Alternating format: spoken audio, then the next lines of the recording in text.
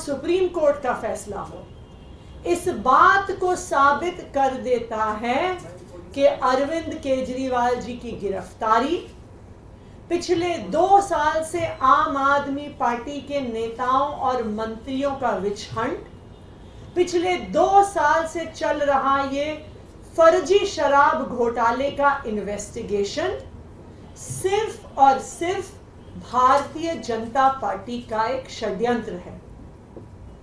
Bharatiya Janata party आम आदमी party का, दिल्ली सरकार का, दिल्ली के लोगों का काम रोकने के लिए साजिश रच रही है और इसीलिए उन्होंने दिल्ली के चुने हुए मुख्यमंत्री को एक फर्जी केस में बिना किसी सबूत के जेल में डाल दिया। राउज एवेन्यू कोर्ट ने जब अरविंद केजरीवाल जी को जमानत दी थी तो बहुत स्पष्ट तौर पर कहा, और एक बार नहीं बार बार कहा, कि इन्फोर्समेंट डायरेक्टोरेट के पास अरविंद केजरीवाल जी के खिलाफ कोई सबूत नहीं है। उन्होंने ये भी कहा कि ईडी इस केस में एक बायस के साथ एक्ट कर रही है। ये कोर्ट के शब्द हैं, ये हमारे शब्द नहीं हैं। आज राउज एवेन्यू कोर्ट के उस फैसले पर सुप्रीम कोर्ट ने भी मोहर लगा दी और अरविंद केजरीवाल जी को ईडी के मुकदमे में जमानत दे दी।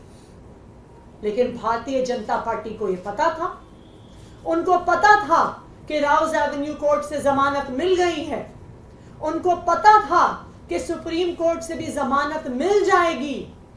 इसीलिए उन्होंने एक और षड्यंत्र रचा और सुप्रीम कोर्ट में जिस दिन अरविंद केजरीवाल जी की जमानत का केस आना था, उससे पिछले दिन अपने एक और राजनीतिक हथियार सीबीआई से अरविंद केजरीवाल जी को गिरफ्तार करवा लिया।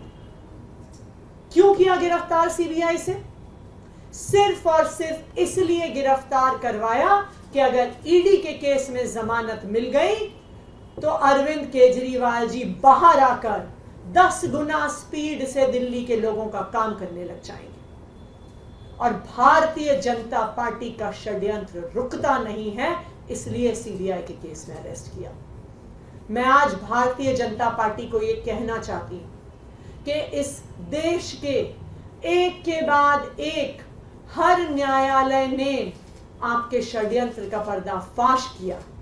एक के बाद एक न्यायालय ने कहा है कि अरविंद केजरीवाल जी के खिलाफ सबूत नहीं है और आज एक के बाद एक हर न्यायालय अरविंद केजरीवाल जी को जमानत दे रहा है। मैं भारतीय जनता पार्टी को यह कहना चाहूंगी कि अपना घमंड खत्म करिए, अपना अहंकार खत्म करिए और बाकी पार्टियों के खिलाफ, लोकतंत्र के खिलाफ षड्यंत्र रचना बंद करिए।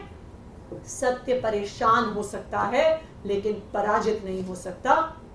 अरविंद केजरीवाल की ये जमानत आज पूरे देश के सामने ये साफ कर देती है कि अरविंद केजरीवाल सत्य के साथ खड़े थे, खड़े हैं और खड़े रहेंगे।